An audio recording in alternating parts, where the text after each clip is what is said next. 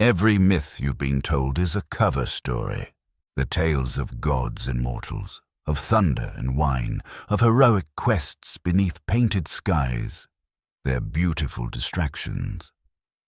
Ornate murals hiding cracks in the foundation of heaven itself.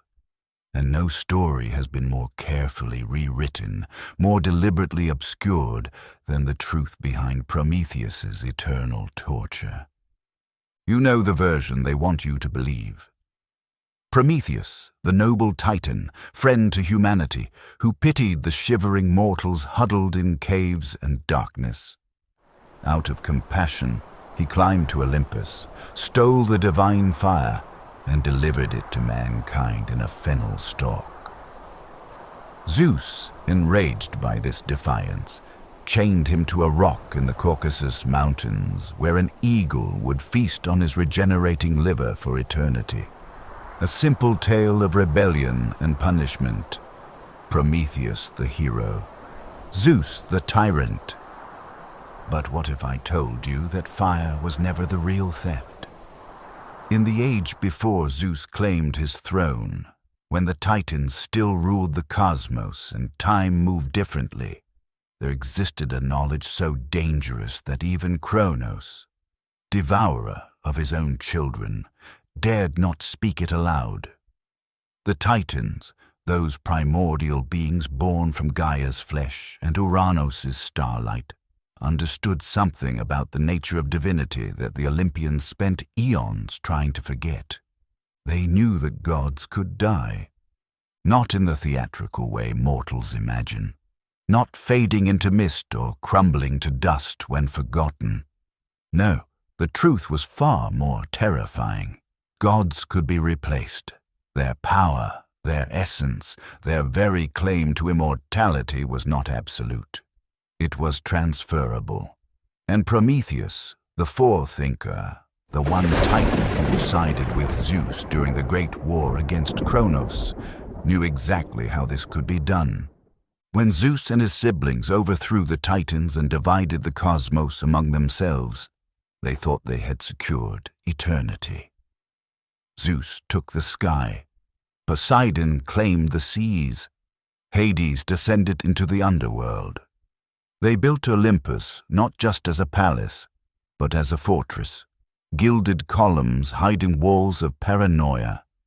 Every feast was a distraction. Every mortal prayer was a reassurance. Every myth they allowed humanity to tell was a carefully constructed narrative designed to cement one unshakable belief. The Olympians were eternal, unchallengeable, divine by right, not by conquest. But Prometheus remembered what came before. He watched Zeus's increasingly tyrannical rule with the patient eyes of one who had seen empires rise and collapse. He observed how Zeus hoarded power, how he kept humanity weak and ignorant, trapped in a perpetual childhood. Not out of cruelty alone, but out of fear. Mortal ignorance was the foundation of divine security. As long as humans believed themselves small, incapable, dependent on the gods for every scrap of knowledge and every stroke of fortune, the Olympians' position remained unassailable. And then Prometheus made his choice. He didn't steal fire because mortals were cold. He stole it because fire was the first step, the spark that would ignite something far more dangerous than warmth or cooked meat or bronze forging. He gave humanity the ability to create, to transform, to question. Fire was never just fire. It was the beginning of independence, the first crack in the divine order. But even that wasn't the real crime. The real theft happened in the spaces between the flames, in the words Prometheus whispered to those first firekeepers as they gathered around the miraculous light. Instructions, warnings, truths about the nature of power that were never meant to leave the halls of Titans. He told them how gods were made. If you're still drawn to the shadows where forbidden truths hide, subscribe. The gods remember those who dare to listen, because what comes next is the moment Zeus realized that his throne was never as secure as he believed. Zeus felt it before he saw it. A tremor in the fabric of worship, a shift in the way mortals look toward Olympus. No longer with pure reverence, but with something new flickering behind their eyes. Curiosity, calculation, the dangerous realization that divine power was not bestowed by cosmic right, but achieved through knowledge and will. The king of gods stormed through his palace, past frozen nymphs and silent attendants who knew better than to meet his gaze. Hera watched from her throne, her expression unreadable. She already knew. They all knew. The only question was how Zeus would respond to what could not be undone. Prometheus had given humanity more than fire. He had given them context. In those early nights around the flames, while teaching mortals to cook their food and forge their tools, the Titan had woven in fragments of the old knowledge. Not everything, even Prometheus, wasn't foolish enough to hand mortals the complete secret. But enough. Enough to plant seeds that would grow into dangerous gardens. He taught them that the gods drew power from belief, from sacrifice, from the stories mortals told about them.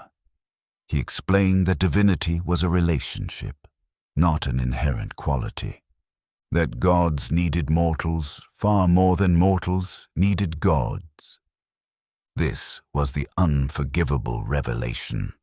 Not that Prometheus had stolen fire, but that he had stolen the narrative.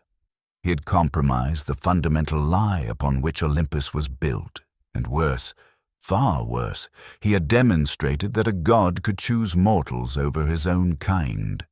Zeus stood at the edge of Olympus, looking down at the spreading fires across the mortal realm, and understood with cold clarity that this was not an act of compassion. This was war. A patient, calculated war that would take generations to unfold, but war nonetheless.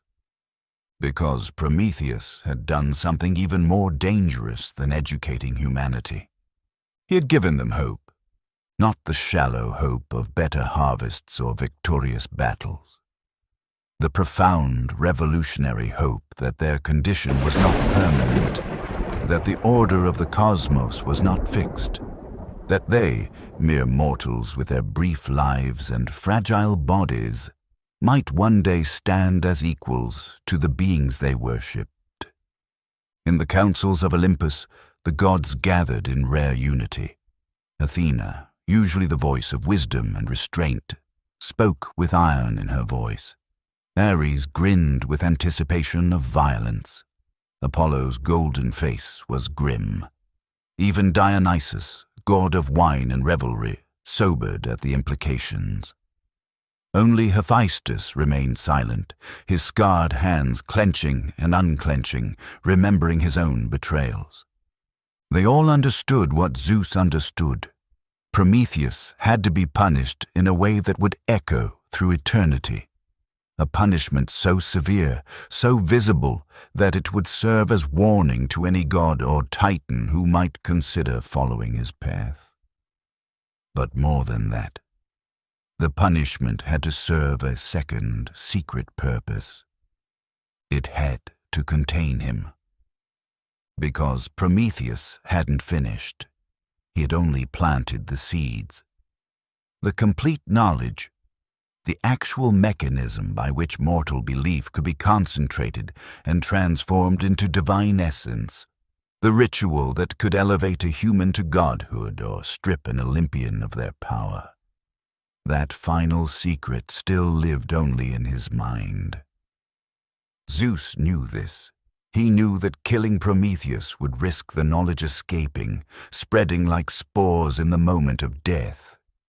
He knew that simply imprisoning him in Tartarus, as they had done with Kronos and the other defeated titans, would mean the secret would fester in darkness, passed between the damned until it found its way back to the surface.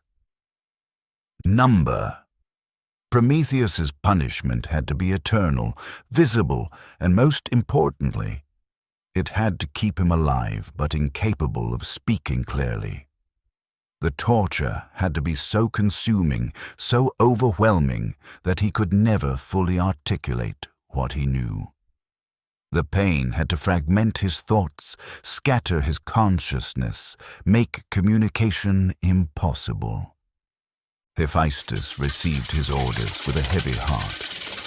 The smith god, himself once cast from Olympus, understood better than most what it meant to be punished for challenging Zeus.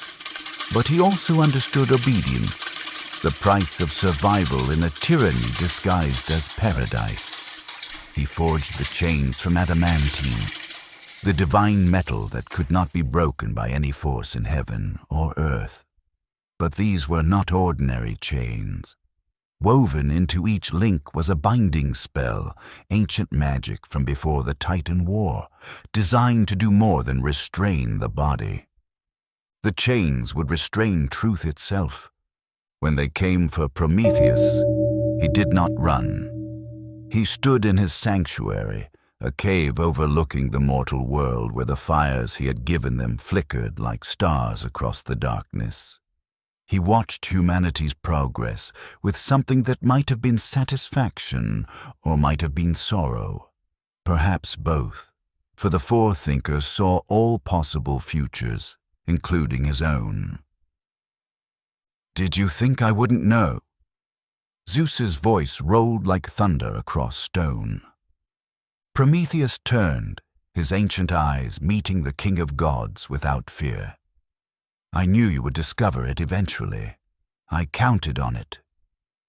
"Then you're a fool." "No," Prometheus said quietly. "I'm patient. And unlike you, brother of Kronos, I remember that all thrones are temporary." The words hung in the air like a curse and a prophecy combined. Zeus smiled, but it was the smile of a god who had already won and knew it.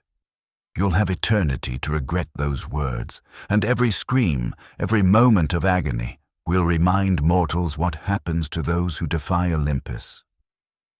Still captivated by forbidden truths? Tap the like button. The old powers are watching who pays attention. The Caucasus Mountains stood at the edge of the known world, where earth met sky in jagged defiance.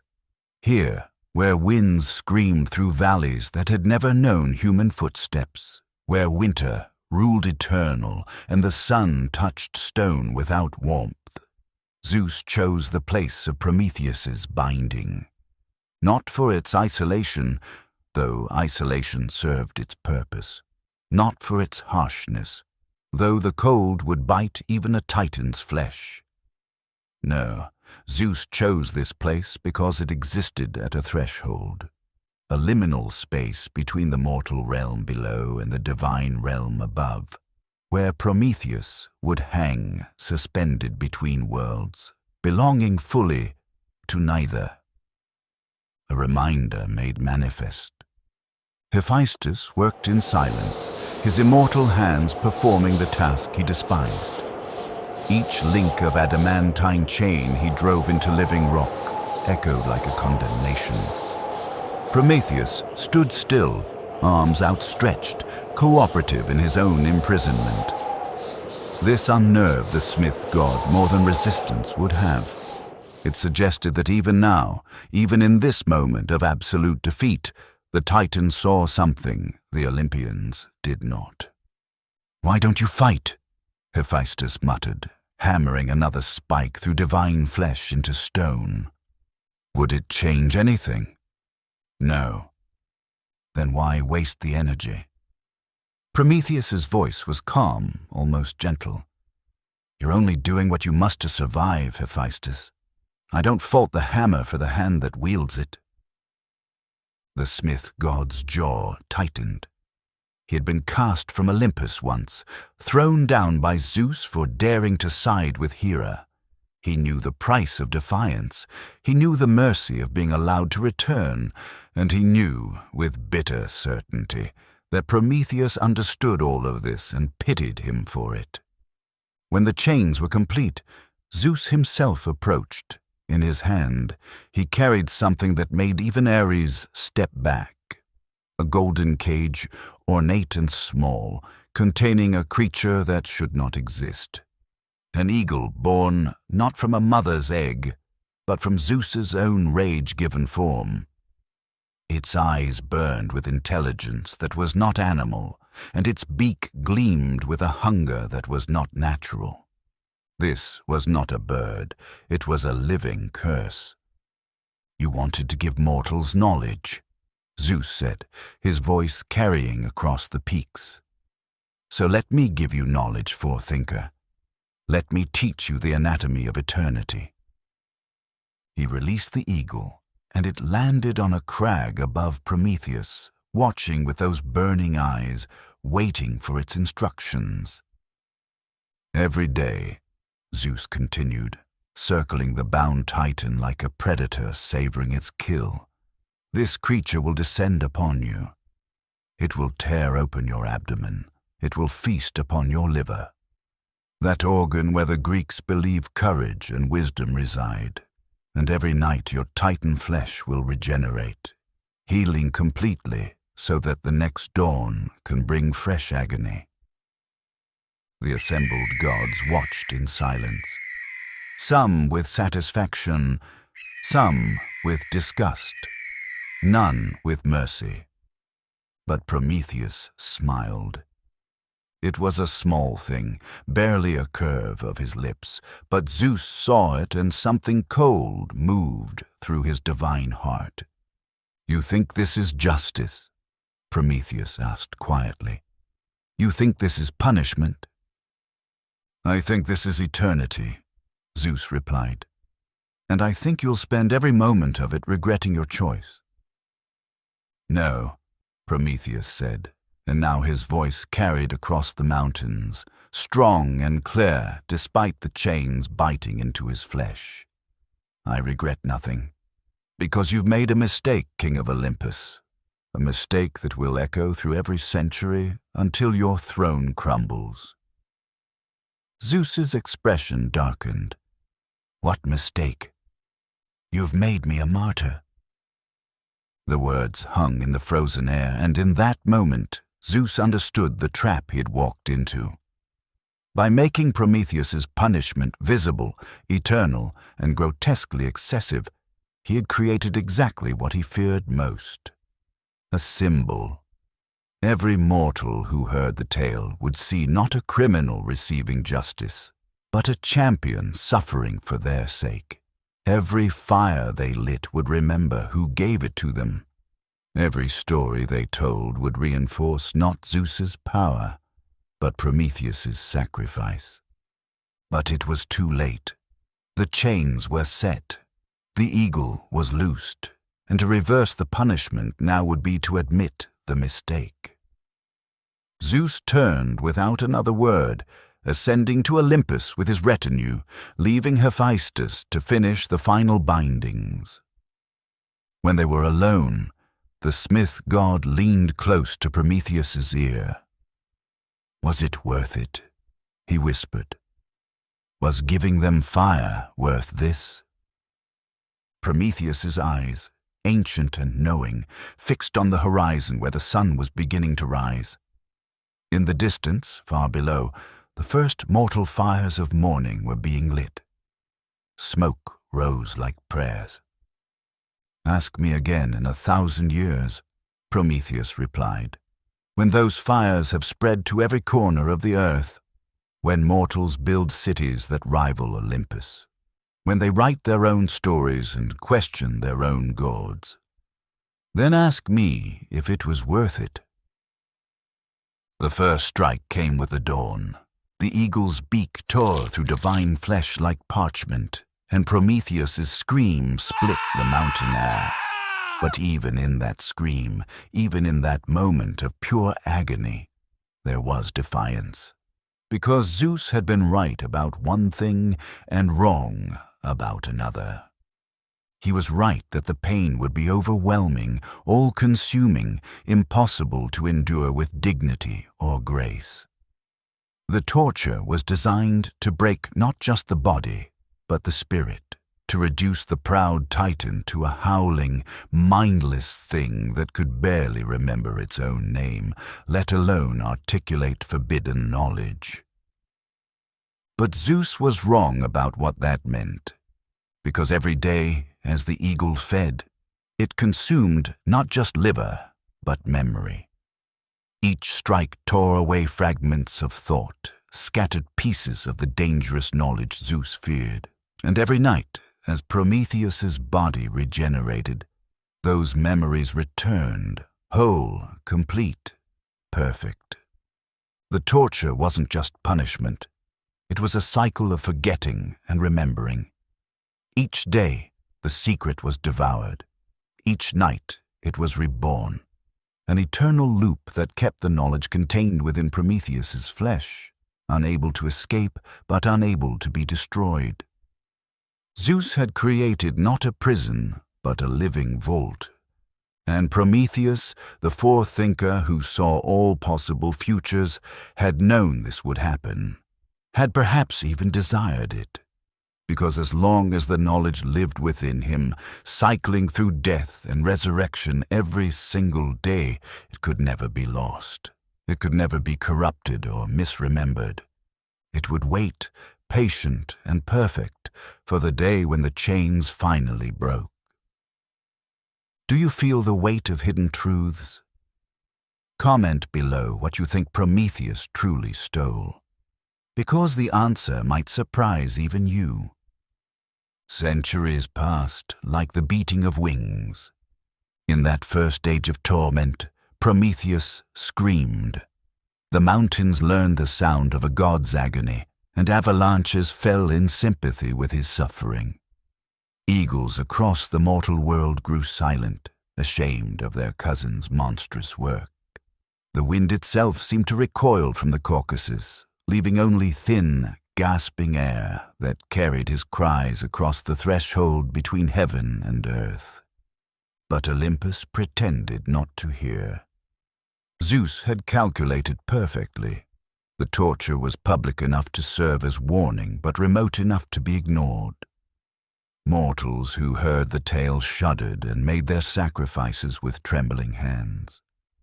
Gods who remembered Prometheus's defiance looked away and thanked whatever powers existed that they had chosen obedience.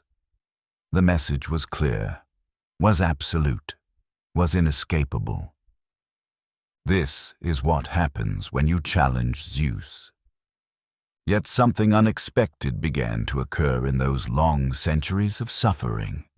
Something Zeus, for all his power and paranoia, had not anticipated. Prometheus began to change. Not his body. That was caught in its eternal cycle of destruction and regeneration, never allowed to adapt or evolve.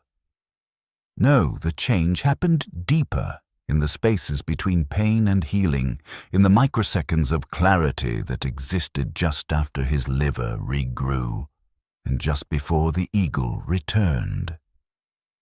In those moments, those precious, terrible moments, Prometheus discovered something about the nature of divine consciousness that even he had not fully understood before. Gods do not process time the way mortals do. An immortal mind experiences existence as a continuous present, with past and future existing simultaneously in accessible memory. But torture fragments this perception.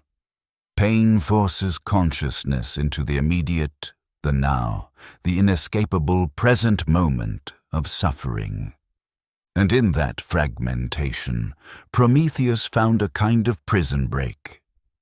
Each day, as the eagle tore into him, his mind shattered into 1,000 pieces. Thoughts scattered like startled birds. Memories dissolved in fire. The forbidden knowledge he carried, the secret of how gods could be unmade and remade, would tear apart into incomprehensible fragments. But each night, as his body knit itself back together, something miraculous happened. The pieces reassembled, not exactly as they were before, but close enough. And in those slight differences, those tiny variations in how memories reformed, Prometheus began to see patterns he had never noticed before. He began to understand the secret more deeply than he ever had. The torture, designed to contain and suppress, was actually refining the knowledge. Each cycle of destruction and regeneration was like a smith folding steel, making the truth stronger, sharper, more essential. What Zeus meant to bury, he was actually perfecting. And Prometheus was not alone in his suffering. The mortals remembered. Generation after generation, they passed down the story of the Titan who gave them fire and was punished eternally for his compassion. They painted his image on pottery, carved his form into temple walls, whispered his name when they feared Zeus's thunder. They did not worship him. Zeus would have destroyed any cult that tried. But they remembered him with something deeper than worship. They remembered him with gratitude and rage. Because every mortal who heard Prometheus's story understood implicitly what Zeus wanted to hide. Their gods were not loving parents, but jealous tyrants. Divine power was maintained through fear, through information control, through keeping humanity small and grateful for scraps. Prometheus's eternal torture was meant to be a warning, but to mortals it became a revelation. If Zeus feared Prometheus this much, then what Prometheus knew must be worth knowing. In the darkness of the Caucasus, chained between worlds, Prometheus heard them. The shape of mortal consciousness was changing, growing more complex with each generation. They were using the fire he gave them not just to forge bronze and cook food, but to forge ideas, to cook new philosophies in the crucible of their brief, brilliant lives. They were learning to question, and questioning, Prometheus knew, was the first step toward the knowledge Zeus feared most. But there was something else happening, something even more dangerous than mortal evolution. The gods themselves were beginning to change, warped by the paranoia that Prometheus's punishment had created. Zeus grew more tyrannical, more suspicious, interfering in mortal affairs with increasing frequency and cruelty. He disguised his fear as divine justice, but the other gods could sense the desperation beneath his thunder. Hera's rage grew sharper. Ares' bloodlust deepened. Apollo's pride calcified into arrogance. Only a few maintained their balance. Athena, born from Zeus's head, watched with calculating gray eyes and said nothing. Hermes moved between worlds with his quicksilver mind, carrying messages and keeping secrets. And Hephaestus, who had forged the chains, worked in his underground forge and tried not to remember the look in Prometheus's eyes. One night, in the depth of winter when even the eagle struggled to fly through the frozen wind, something unprecedented happened.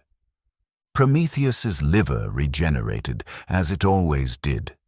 His consciousness reassembled, as it always did. But this time, in that moment of clarity before the pain could return, he did not think of the secret he carried. He did not contemplate the futures he had foreseen. He did not even curse Zeus or take pride in his martyrdom. Instead, he laughed. It was not the laugh of someone who had gone insane from endless torture. It was the laugh of someone who had just understood a cosmic joke. Because in that moment, cycling through his thousandth day of torment, Prometheus finally saw the complete pattern. He saw how the story would end, not just his story, but the story of the Olympians themselves. Zeus had made a fatal error, not in punishing Prometheus, but in the nature of the punishment itself. By creating an eternal, unchanging torture, Zeus had frozen a moment of defiance in time. He had made it permanent, immutable, immune to the erosion of ages. Other crimes would be forgotten. Other rebellions would fade into myth and legend, details changing with each retelling until the truth was buried under interpretation. But Prometheus's punishment was constant. Every single day the eagle tore into him.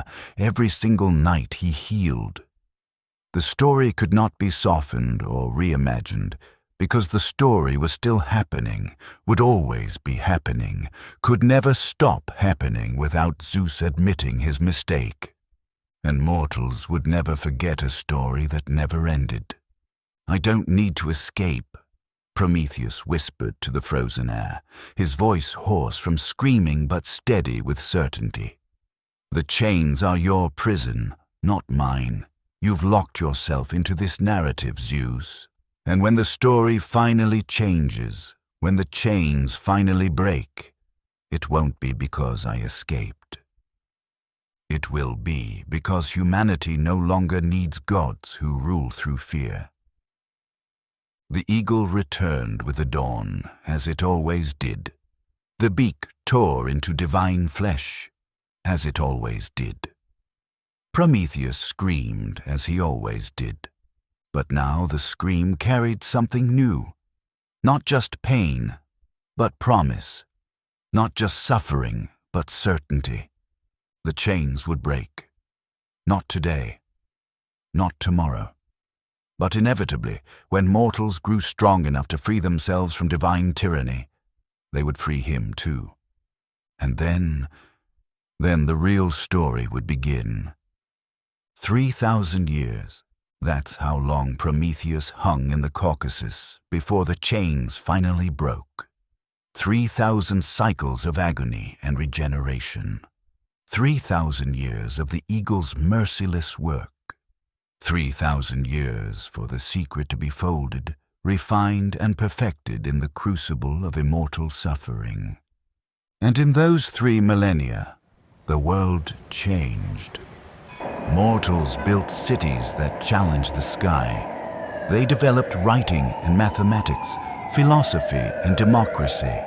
They created art that rivaled the beauty of divine creation and asked questions that made even Athena pause. They still worshipped the Olympians, still made their sacrifices and told their prayers, but something fundamental had shifted in the relationship between mortal and divine. Humans were no longer children begging for scraps from their parents' table. They were adolescents, testing boundaries, questioning authority, beginning to realize their own potential. And Zeus felt his grip slipping. It manifested in small ways at first. Fewer sacrifices, more skeptical philosophers, mystery cults that promised enlightenment without divine intervention. Mortals who looked at the petty squabbles of the gods and saw not cosmic drama, but soap opera. All-powerful beings acting like jealous children. The Olympians' golden age was ending, and they all knew it, though none dared say it aloud. Into this transforming world came Heracles, son of Zeus, greatest of heroes, a mortal elevated to demigod status through impossible labors. The official story, the one every Greek child learned, was simple.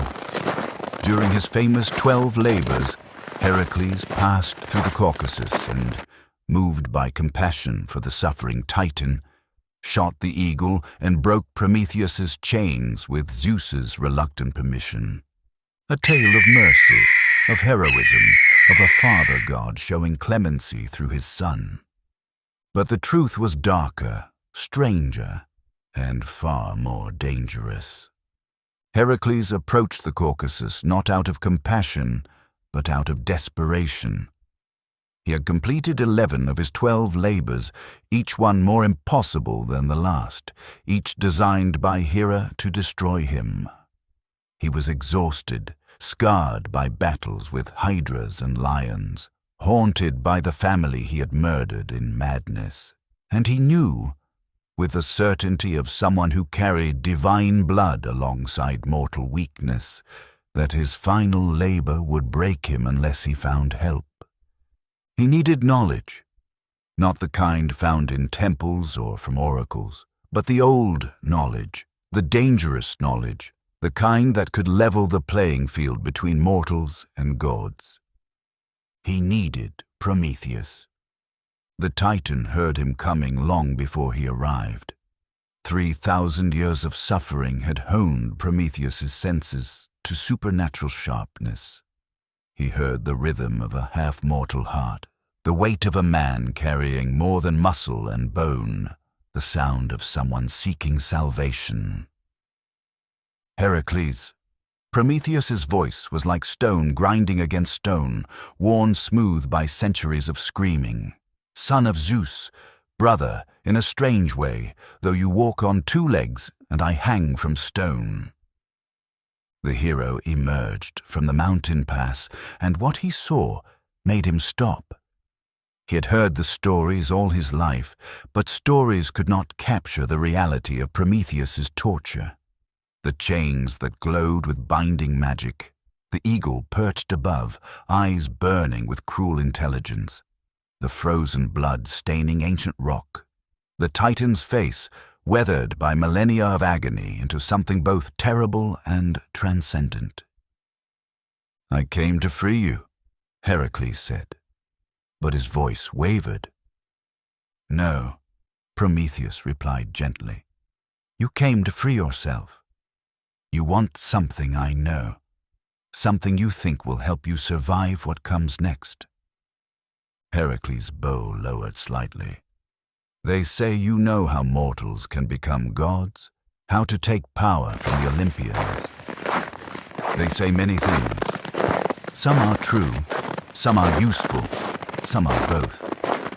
Prometheus's ancient eyes studied the hero before him. What will you give me for this knowledge, son of Zeus? Your freedom. I'll break these chains, kill the eagle, and end your torture.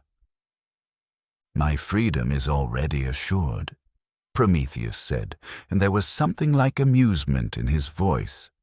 The chains will break when Zeus finally realizes that keeping me here has become more dangerous than letting me go. When mortal civilization reaches the point where my martyrdom serves to undermine divine authority more than reinforce it. When the story of my punishment makes mortals question rather than obey. He paused, listening to something Heracles could not hear. Perhaps the movement of time itself, the inexorable march of mortal progress. And that time, Prometheus continued, is now. You want to know the secret? The one Zeus fears most? Prometheus leaned forward as far as his chains allowed, and his voice dropped to a whisper that somehow filled the entire mountain range. It's simple, hero. Devastating in its simplicity. Gods are made of 3 things: belief, narrative, and sacrifice. Control those 3 elements, and you control divinity itself.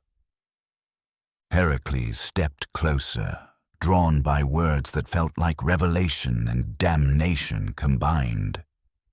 Belief gives gods their power, the concentrated faith of mortals channeled upward. Narrative defines what that power can do, shapes it into lightning, or waves, or wisdom. And sacrifice creates the circuit, the exchange between mortal and divine that keeps the power flowing. Control all 3 and you can create a god, or destroy one. But here's what Zeus never understood, Prometheus continued, his voice gaining strength with each word. He thinks the secret is dangerous because mortals might use it to challenge the gods. But that's not the real danger. The real danger is that mortals might realize they don't need gods at all, that everything divine power does, mortal civilization can eventually do better, that the Olympians are not eternal forces of nature, but temporary intermediaries between humanity and its own potential. The words hung in the frozen air like a prophecy and a curse and a promise all at once. Fire was just the beginning, Heracles. What I really gave mortals was the understanding that they could steal from heaven. And once you know you can steal, you start to wonder what else up there isn't actually divine at all. Just knowledge hoarded, potential locked away, power that belongs to everyone but has been claimed by the few. Heracles raised his bow, arrow aimed at the eagle. Then I'll free you, and you can tell the world. No, Prometheus said, and now he was smiling, a terrible, knowing smile. You'll free me, and I'll tell no one. Because the secret is already out, has been for 3,000 years. Every mortal who heard my story, who learned that a god could be punished for helping them, who looked at my chains and felt gratitude mixed with rage, they all figured it out, piece by piece. They don't need me to explain it. They're already living it. The arrow flew. The creature that had been Zeus's living curse plummeted from the crag, transfixed by Heracles' arrow. It struck the ground and dissolved into golden smoke, returning to the rage from which it had been formed, and in that moment, the chains began to crack. Not because Heracles struck them, not because Zeus willed it, but because they had served their purpose, and now, at last, they were obsolete. Prometheus fell to his knees on stone he had not touched in 3,000 years. His body was whole, unmarred, the final regeneration leaving him perfect and terrible. He looked at Heracles with eyes that had watched empires rise and fall from a prison of divine making. Thank you, hero. Not for freeing me, but for being the excuse Zeus needed to let me go without admitting his mistake. What will you do now? Heracles asked. What I've always done. Prometheus stood, stretching limbs that remembered flight and power. I will watch. I will wait. And when the moment comes, when mortals finally stand ready to take the next step in their evolution, I will be there to light the way. He looked down at the world spread beneath them, at the cities and roads and ships, at the intricate web of human civilization that had grown so complex in his absence. Zeus thinks my chains breaking means I'm free, Prometheus said softly. He doesn't understand that I was never the prisoner. The knowledge was never trapped in me. It was being protected in me, kept safe until humanity was ready to receive it fully.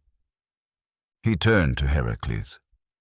Complete your final labor, son of Zeus. Earn your apotheosis. Become a god through divine favor and impossible deeds. His smile turned cold, prophetic, inevitable, and spend the rest of eternity watching as mortals discover they can become gods through innovation, cooperation, and the patient accumulation of knowledge. Watch as they make you obsolete. Watch as the age of Olympus fades not in fire or war, but in simple, irreversible irrelevance. Prometheus walked down from the Caucasus that day, and the gods pretended to celebrate his release. They held a feast. They made proclamations. They told themselves and the mortals that this was mercy, magnanimity, the natural conclusion to an ancient punishment. But in the darkness of Olympus's golden halls, they all felt it, the beginning of an ending, the first crack in the foundation of heaven, the moment when the balance of power between divine and mortal shifted irreversibly. Prometheus never told the world his secret. He didn't have to. The chains breaking was message enough. The official records say Prometheus joined the Olympians afterward, that he reconciled with Zeus, took his place among the immortals, and lived peacefully through the ages as civilization evolved beneath their watch. The Greeks told this version because it was easier, cleaner, a story with resolution instead of revolution. But the truth is simpler and more disturbing. Prometheus vanished. Some say he walked into the heart of human civilization, disguising himself as a philosopher, a teacher, a quiet voice in the agora, whispering questions that toppled empires. Others claim he descended into the earth itself, waiting in darkness for the day when mortals would no longer need gods at all. A few insist he returned to the Caucasus, standing on the mountain where he suffered, watching the world transform with patient, knowing eyes. But wherever Prometheus went, he left something behind. Not just the fire that still burns in every mortal hearth, but the understanding that came with it. The dangerous, liberating understanding that nothing divine is beyond mortal reach. That every power, every secret, every throne can be challenged, claimed, or made obsolete. Zeus sits on Olympus still.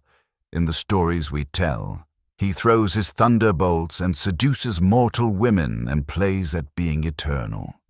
But even in the myths, you can hear the desperation, the increasingly petty punishments, the paranoid interference in mortal affairs, the sense of a king who knows his kingdom is fading but cannot admit it, even to himself. Because Prometheus was right.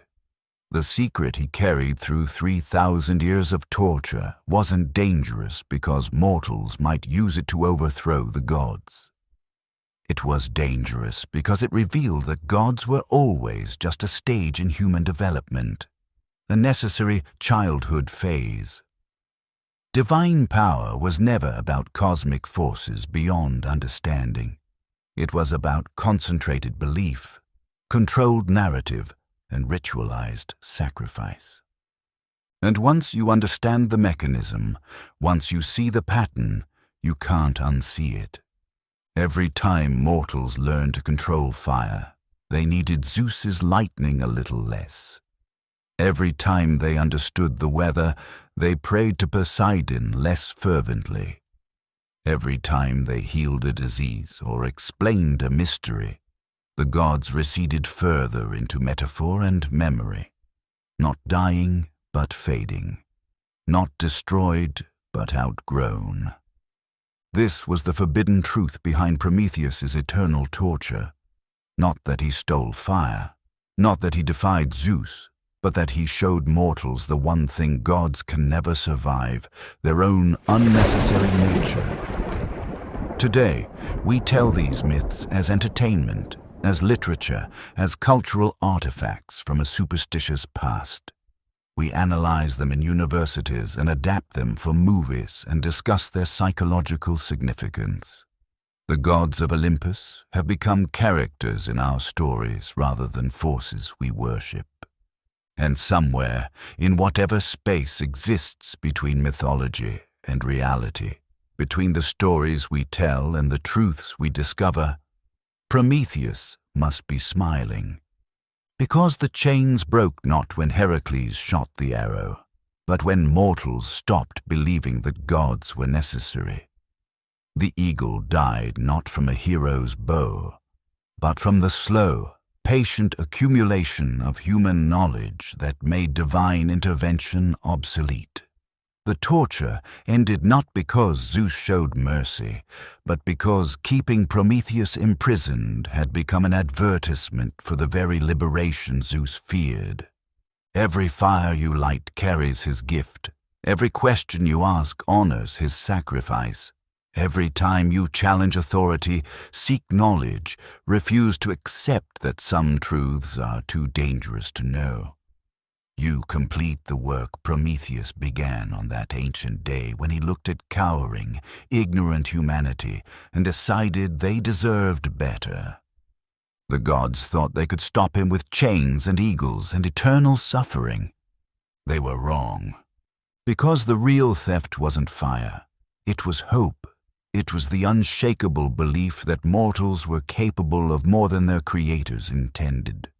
That humanity's potential was not fixed by divine decree but limited only by our courage to reach for it.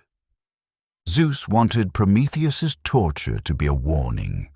Instead, it became an inspiration, a reminder that some truths are worth suffering for, that defiance, even when punished, plants seed that takes centuries to bloom but cannot be stopped from growing.